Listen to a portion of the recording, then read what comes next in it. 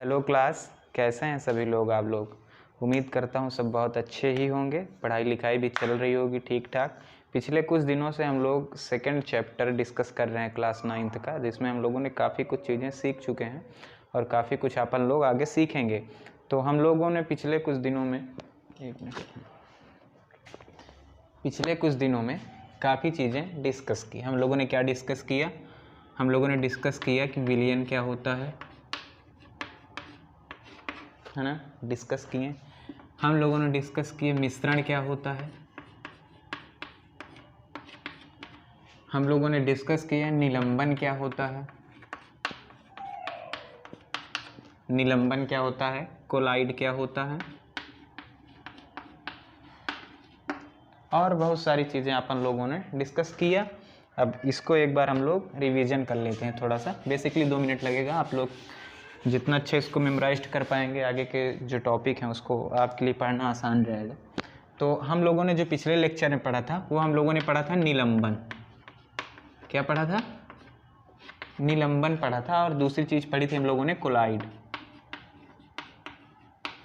पहली चीज़ हम लोगों ने निलंबन पढ़ा था, दूसरी हम लोगों ने चीज़ ने कोलाइड पढ़ा था। तो हम लोगों ने निलंबन में ये जाना था कि ये क्या होता है, ये बिस्मांगी मिश्रण का जो विलयन होता है ना। क्या होता है? बिस्मांगी मिश्रण का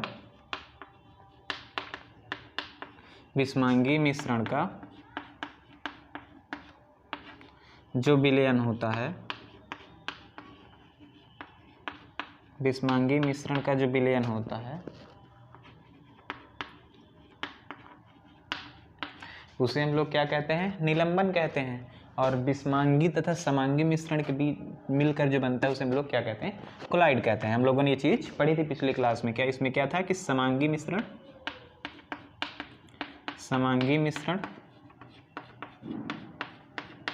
तथा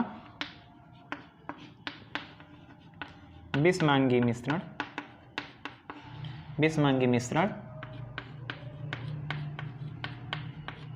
समांगी मिश्रण तथा बिस्मांगी मिश्रण के बीच का जो मिक्सचर है, के बीच का मिश्रण कि क्या होता है हम लोग का? कोलाइड होता है। कोलाइड होता है। ठीक है, इतनी हम लोगों ने पिछले क्लास में ये कुछ चीज़ें, और भी कुछ चीज़ें थी हम लोगों ने जो डिस्कस की थी। एक चीज़ हम लोगों ने डिस्कस किया था टिंडल इफेक्ट।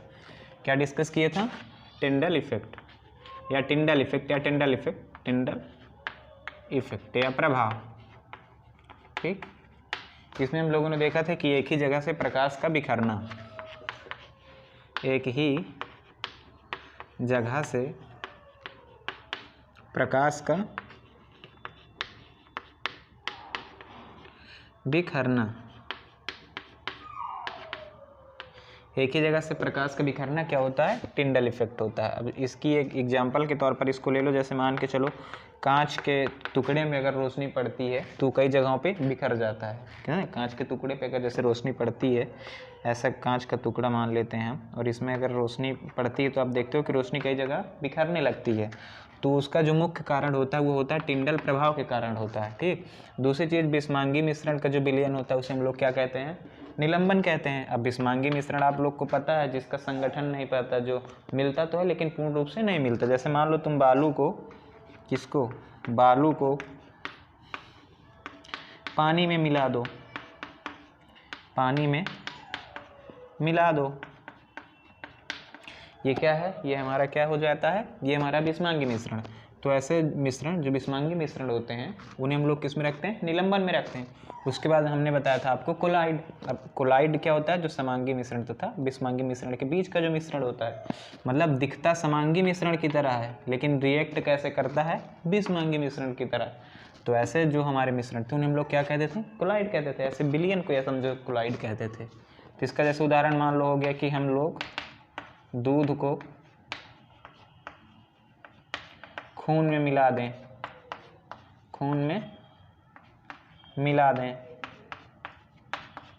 ठीक, दूध को किसमें मिला दें? खून में मिला दें। इसका और है, जैसे मान लो साबुन हो गया, इसका मिश्रण। ये सब चीज़ें क्या होती हैं? ये जो हमारे कोलाइड के अंतर्गत आती हैं, जो दिखती समांगी मिश्रण की तरह है पर होती किसकी तरह है, विसमांगी मिश्रण की तरह। तो आप लोग का जब एग्जाम होगा तो इससे रिलेटेड एक क्वेश्चन आएगा बहुत प्यारा सा, मतलब उसको आप लोग छोड़ के आ जाओगे ये उम्मीद रहती है, क्योंकि मैं जब 9th में था तो मैं तो छोड़ आया था।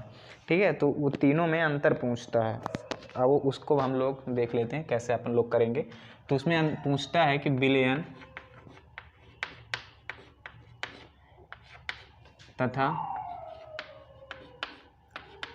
निलंबन और कोलाइड में, इसमें कोलाइड में क्या ज्ञात करना है हमको, अंतर ज्ञात करना है।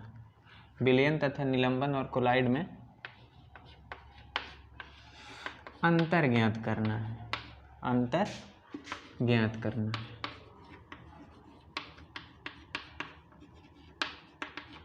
क्या ज्ञात करना है हम लोग को, अंतर ज्ञात करना है। ठीक है, तो आओ हम लोग इसको देखते हैं। लेकिन तुम लोग यार सपोर्ट नहीं कर रहे हो, मतलब ना चैनल सब्सक्राइब कर रहे हो, ना कमेंट कर रहे हो। कुछ पूछो यार, जो नहीं आ रहा है समझ में उसको पूछो, कुछ गलतियाँ हो तो भी बताओ, सुधार किया जाएगा। सब लोग एक दूसरे के साथ मिलकर सीखेंगे। ठीक है, तो हम लोग क्या करेंगे, इसमें अंतर हमको तीनों में ज्ञात करना है, किसमें, विलयन में, निलंबन में और कोलाइड में। तो देखो इसको हम मान लो 3 में इसकी साड़ी बना लेता हूँ, इसको थोड़ा सा मैं रफ कर देता हूँ। क्वेश्चन आप लोग समझ गए हैं, अब मैं इसको रफ कर दे रहा हूँ। ठीक, अब मान लो हमने इसकी क्या बनाई, 3 साड़ी बना ली है। ये 1 2 3 बन गया है। अब हम लोग इसको कैटेगराइज कर लेते हैं, थोड़ा ज़्यादा आसान हो जाएगा लिखना। तो ये हम लोग इसको लिख लेते हैं विलयन। ठीक, दूसरे में लिख ले रहे हैं निलंबन, तीसरे में लिख ले रहे हैं हम लोग कोलाइड। क्या लिख ले रहे हैं, कोलाइड। हाय, कोलाइड। ठीक, देखो अब आगे इसमें अंतर क्या है। हम लोग तीनों चीज़ें पढ़ चुके हैं अपन। अब हम लोग इसमें क्या करना है, हम लोग को इसमें अंतर देखना है कि विलयन के जो पदार्थ हैं, या जो विलयन बनता है किससे बनता है, विलेय प्लस विलायक से। ये आप भी जानते हैं विलयन किससे बनता है, विलेय प्लस विलायक से क्या बनता है, विलयन बनता है। निलंबन ही विलेय और विलायक से बनता है। कोलाइड भी बनता है, उसको हम किसी और नाम से जानते हैं, वो जो 2 चीज़ों से मिलकर बनता है। लेकिन आप समझ सकते हैं कि वो भी विलेय और विलायक ही है। तो उसके बारे में हम लोग अभी आगे डिस्कस करेंगे कि कोलाइड जो 2 पदार्थों से मिलकर बनता है उसका क्या नाम है। ठीक है, तो हम किससे बनता है, ये विलेय और विलायक से बनता है। तो इसकी हम लोग क्या करते हैं, पहले इसमें अंतर लिख ले रहे हैं कि विलयन के जो कण होते हैं बहुत ही छोटे होते हैं।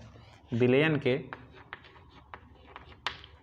कण क्या होते हैं, बहुत ही छोटे होते हैं, छोटे होते हैं। ठीक, अब ये मत पूछना कितने छोटे, इतने छोटे होते हैं कि सूक्ष्मदर्शी से भी उनको नहीं देखा जा सकता। 1 की पावर -9 nm, कितना छोटा होता है, 1 की पावर -9 nm। अब सोचो, एक बात बताओ, वैसे तो 1 nm कितना छोटा होता है कि नहीं दिखता, और उसमें कितना -9 अलग से लगा, 0.0001। अब कितना छोटा होगा ये। ठीक है, निलंबन के कण विलयन से बड़े होते हैं। ठीक है, क्या होते हैं, विलयन से बड़े होते हैं। निलंबन के कण जो है विलयन से बड़े होते हैं। निलंबन के कण क्या होते हैं, विलयन से तो बड़े ही होते हैं, विलयन से बड़े होते हैं, बड़े होते हैं। ठीक, अब कोलाइड की बात करते हैं। तो जो कोलाइड के कण होते हैं वो विलयन से बड़े लेकिन निलंबन से छोटे होते हैं। कोलाइड के जो कण होते हैं वो विलयन से बड़े होते हैं लेकिन निलंबन से क्या होते हैं, छोटे होते हैं। तो इसको लिख दें कि विलयन से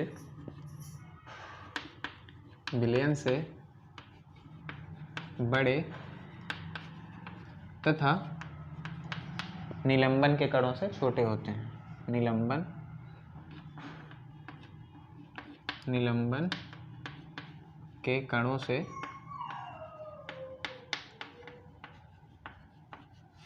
छोटे होते हैं, छोटे होते हैं।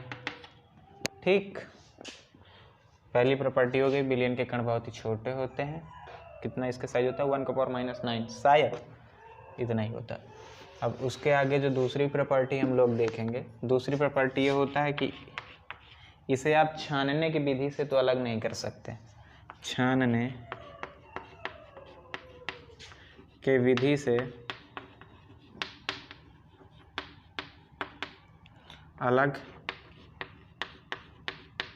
नहीं कर सकते, नहीं कर सकते। क्या नहीं कर सकते? इसको आप छानने की विधि से अलग नहीं कर सकते हैं।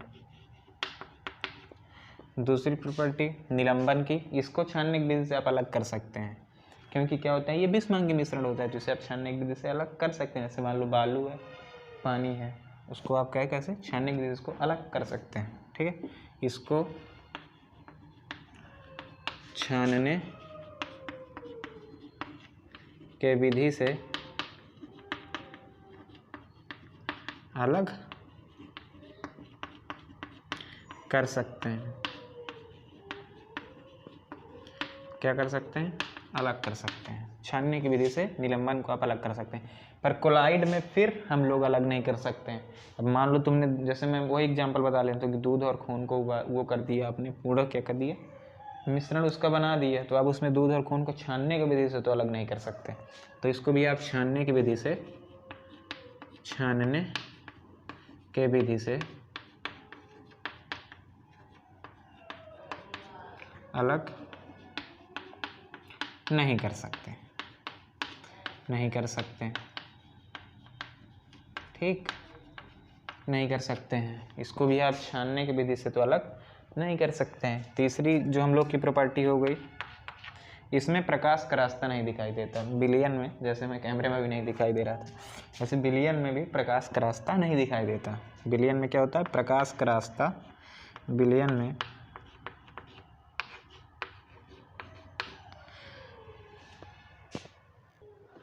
विलयन में प्रकाश का रास्ता नहीं दिखाई देता। प्रकाश का रास्ता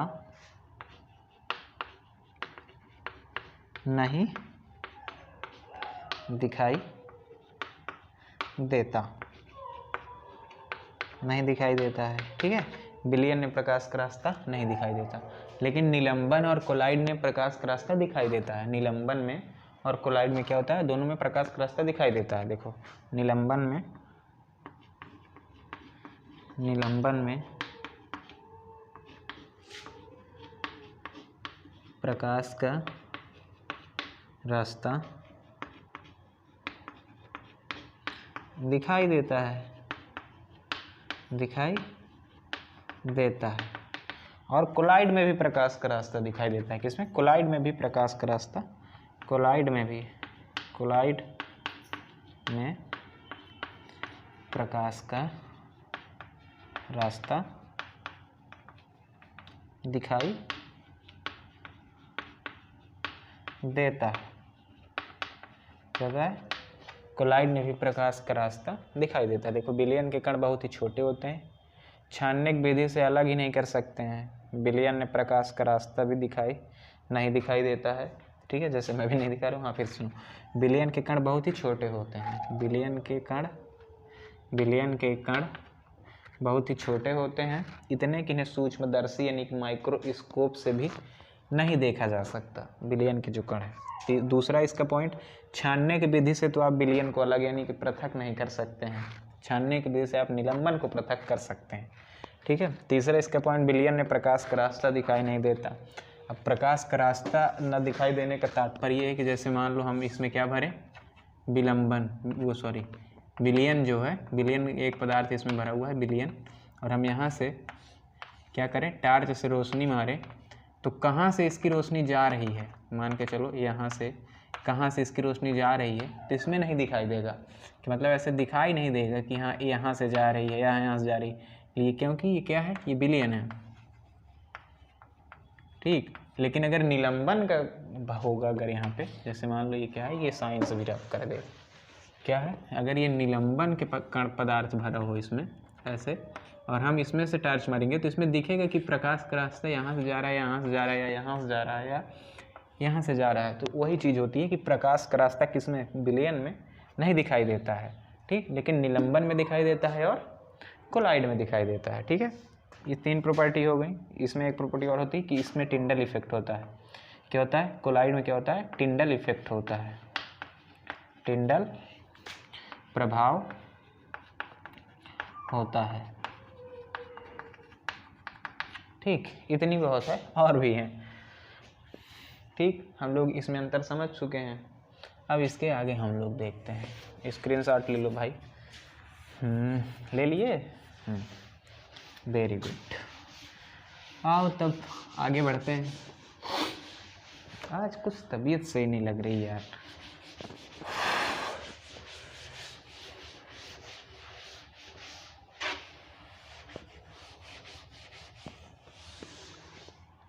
अब हम लोग जो आगे की तरफ बढ़ेंगे, अब हम लोग को आगे क्या पढ़ना है, अब हम लोग को आगे पढ़ना है घुलनशीलता। कल ये टॉपिक शायद मैं भूल गया था, मुझे बताना चाहिए था। तो हम लोग इसको क्या पढ़ते हैं, घुलनशीलता। देखो क्या है ये, घुलनशीलता, जिसको इंग्लिश में कहते हैं सॉल्युबिलिटी। अब घुलनशीलता की क्या प्रॉपर्टीज़ है, देखो घुलनशीलता वो मतलब किसी भी पदार्थ की घुलने की जो क्षमता है वो ही हमारा क्या कहलाता है, घुलनशीलता कहलाता है। जैसे मान लो नमक है, वो कितना घुल सकता है, चीनी है कितनी घुल सकता है, तो वो जो क्षमता होती है ना, वो हमारा क्या कहलाता है, घुलनशीलता कहलाता है। तो हम लोग इसको क्या करते हैं, परिभाषित करते हैं। तो हम लोग इसमें लिखेंगे किसी भी अरे क्या लिखेंगे, किसी भी रासायनिक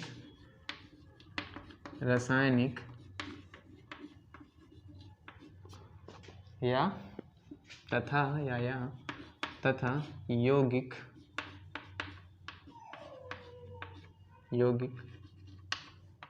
पदार्थों की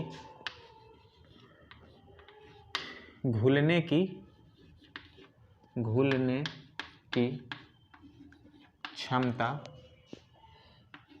क्या, घुलने की क्षमता, किसी भी रासायनिक तथा यौगिक पदार्थों की घुलने की क्षमता घुलनशीलता कहलाती है।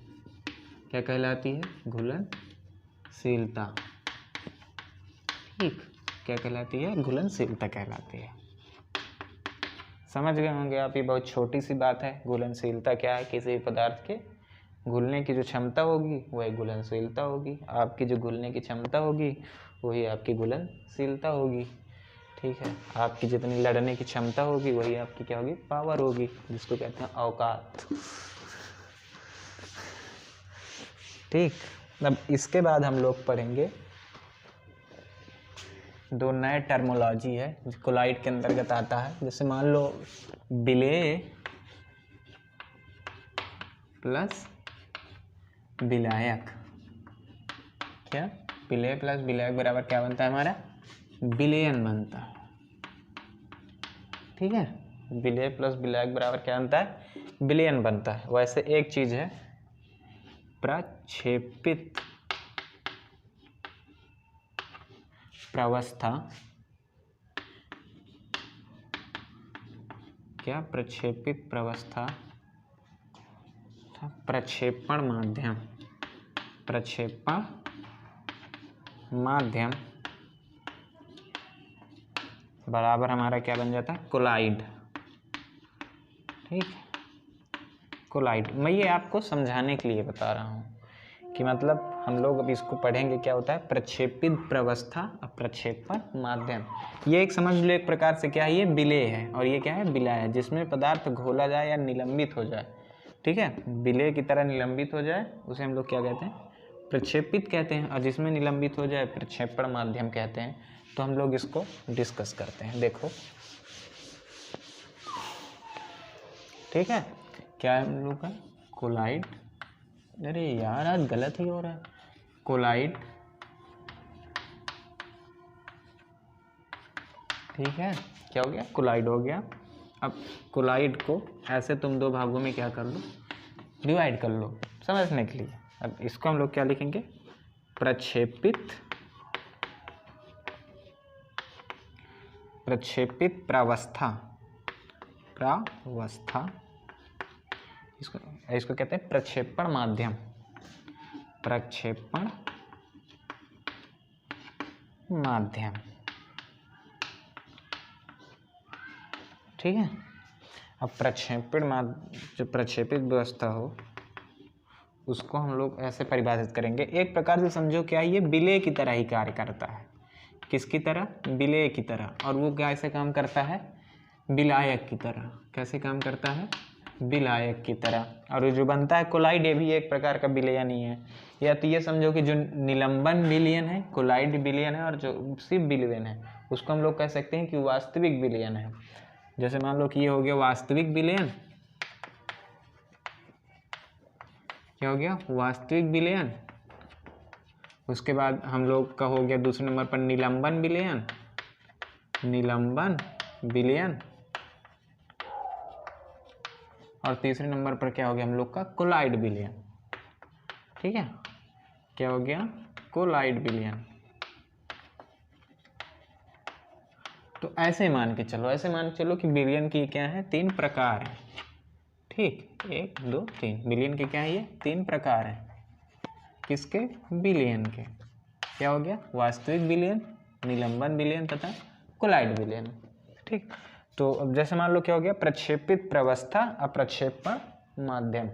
तो जो प्रक्षेपित प्रावस्था होती है मेरे भाई, वो होता है विलेय की तरह ही होता है। ये समझो कि विलेय या जो पदार्थ क्या करे, विलेय की तरह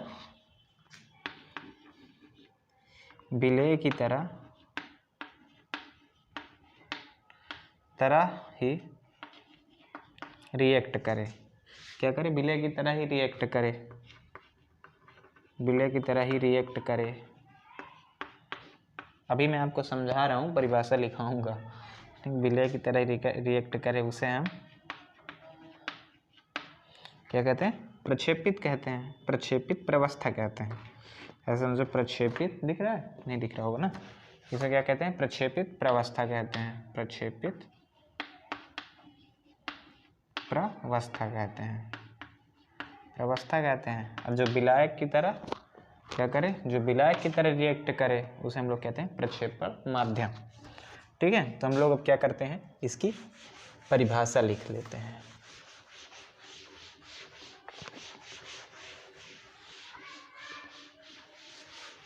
ठीक है, हम लोग क्या लिखते हैं, इसकी परिभाषा लिखते हैं।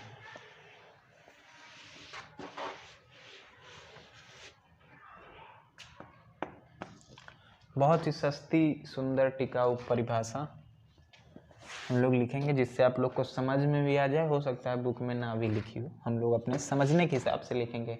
ठीक है, कि ताकि हम लोग अच्छे से समझ सकें चीज़ें। रटने से ज़्यादा बेटर रहता है समझना। तो हम लोग इसको लिखेंगे प्रक्षेपित, क्या लिखेंगे, प्रावस्था। ठीक है, इसको क्या कहते हैं, हाँ, विलेय के वो कण, क्या लिखेंगे, विलेय के वो कण जो पूरी तरह से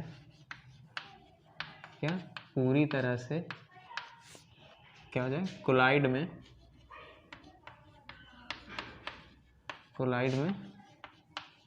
निलंबित हो जाए, उसे हम क्या कहते हैं, प्रक्षेपित प्रावस्था कहते हैं। क्या कहते हैं, प्रक्षेपित प्रावस्था कहते हैं, प्रावस्था कहते हैं। क्या कहते हैं, प्रक्षेपित प्रावस्था कहते हैं। अब हमारा जो हो गया प्रक्षेपण माध्यम, चाक टूट गई है। क्या हम लोग का प्रक्षेपण माध्यम, प्रक्षेपण, गलत हो जा रहा है यार आज, प्रक्षेपण माध्यम। ठीक, अब इसको हम लोग समझ लेते हैं। इसमें क्या होता है, जो विलय के वो कण जो पूरी तरह से कोलाइड में निलंबित हो जाए उसे हम क्या कहते हैं, प्रक्षेपित प्रवस्था कहते हैं। अब ये क्या, वो प्रवस्था ये क्या है, ये माध्यम है। ये माध्यम किस चीज़ का है, विलायक, कोलाइड बनाने में जो विलायक का कार्य करेगा उसको हम क्या कहते हैं, प्रक्षेपण माध्यम कहते हैं। या इसकी सबसे परिभाषा ऐसे लिख लो कि कोलाइड बनाने में जो विलायक की तरह कार्य करता है उसे हम लोग क्या कहते हैं, प्रक्षेपण माध्यम कहते हैं। तो कोलाइड बनाने में, कोलाइड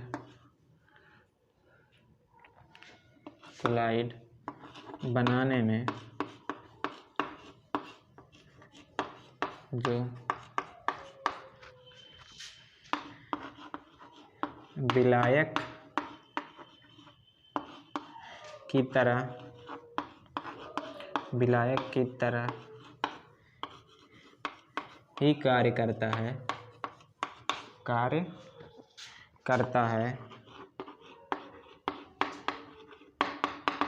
उसे हम क्या कहते हैं, उसे प्रक्षेपण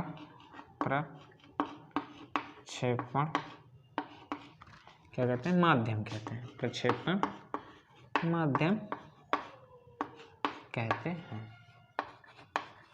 क्या कहते हैं, प्रक्षेपण माध्यम कहते हैं। देखो, जो विलय की, जो कोलाइड बनाने में विलय की तरह कार्य करता है उसे हम लोग कहते हैं प्रक्षेपित प्रवस्था, और जो कोलाइड बनाने में विलायक की तरह कार्य करता है उसे हम लोग कहते हैं प्रक्षेपण माध्यम। इसमें और कुछ भी नहीं करना है, कुछ भी नहीं उखाड़ना है। मान के चलो ये एक नया टर्म दे दिया है कोलाइड के पॉइंट ऑफ व्यू से, क्योंकि कोलाइड आगे चल के आप लोग भी पढ़ेंगे जब मतलब हाई स्कूल में, हो सकता है मे बी 11th-12th में, तो आप कोलाइड को और अच्छे से जानेंगे। तब आप टिंडल इफेक्ट को और अच्छे से जानेंगे, ब्राउनी मोशन क्या होता है, वो सारी चीज़ें आप लोग पढ़ेंगे 11-12 में। ठीक, तो आप लोग समझ गए हैं प्रक्षेपित प्रवस्था क्या होती है, प्रक्षेपण माध्यम क्या होता है। अब इसके आगे का जो हम लोग का टॉपिक है,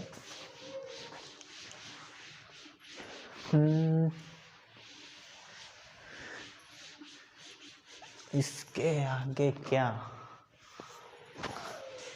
इसके आगे है मिश्रण का पृथक्करण। क्या है हम लोग का टॉपिक, मिश्रण लिखे दे रहे हैं,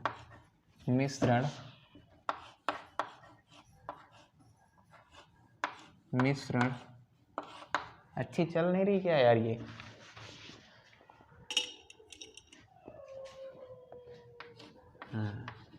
मिश्रण का पृथक्करण। ठीक है, अब मिश्रण का पृथक्करण हम लोग क्यों करते हैं। मिश्रण का पृथक्करण का मतलब ये होता है कि जो हम लोगों ने मिक्स किया, अब उसको हम लोग अलग कैसे कर सकते हैं। जैसे मान लो हमने क्या किया, विलय प्लस विलायक बराबर क्या किया, विलयन किया। ये तो आपको रट गई होगी, विलय प्लस विलायक बराबर विलयन, इतनी बार बोल चुका हूँ। ठीक है, क्या किया, मान लो हमने ये विलय क्या ले लिया, चीनी। ये चीनी है, ठीक, हंसना नहीं मेरी चीनी पे। क्या हो गई, ये चीनी है, ये क्या है, ये पानी, बम्बा जल, और हम इसमें मिलकर क्या बना, शरबत। क्या बन गया, शरबत। अब ये जो शरबत बना, इस शरबत से हमको क्या अलग करना है, हमको इससे पानी अलग करना है, पानी अलग करना है, और चीनी अलग करना है, और चीनी अलग करना है। तो ये चीज़ें हमारी क्या होती हैं, हमने क्या किया, मिश्रण किया। अब हम इनको जैसे मान लो हम अलग करना चाहते हैं, तो अलग जो करने की क्या होता है, प्रक्रिया होती है, कितनी होती है या कैसे करना है, वो सारी चीज़ें हम लोग किसमें पढ़ेंगे, मिश्रण के पृथक्करण के अंतर्गत पढ़ेंगे। ठीक, तो आप लोग समझ गए होंगे कि मिश्रण का पृथक्करण क्या होता है, मतलब मिश्रण को अलग करना, फिर से अलग करना। मिला तो दिए हैं, अब हम लोग का कार्य क्या है, मिलाना फिर अलग करना। यही हम लोग करेंगे, साइंस इतना ही करवाती है हमसे। ठीक, अब हम इसको करेंगे पहले कि मिश्रण का पृथक्करण क्यों किया जाता है। ये क्वेश्चन भी कई बार आता है आप लोग के कि मिश्रण का पृथक्करण क्यों किया जाता है, क्यों किया जाता है।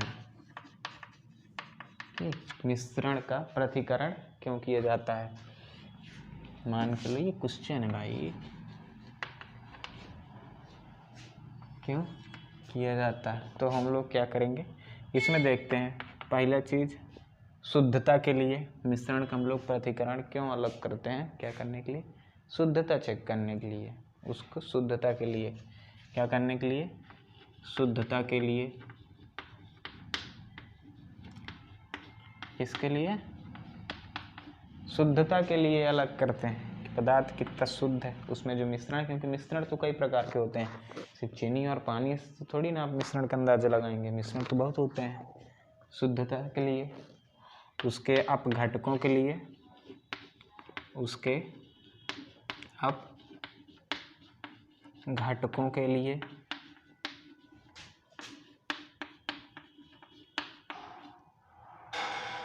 उनमें मिले हुए पदार्थों के गुणों के लिए, उनमें मिले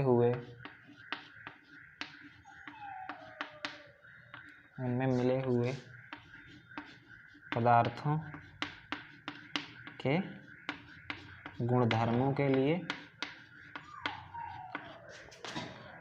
कुछ धर्मों के लिए।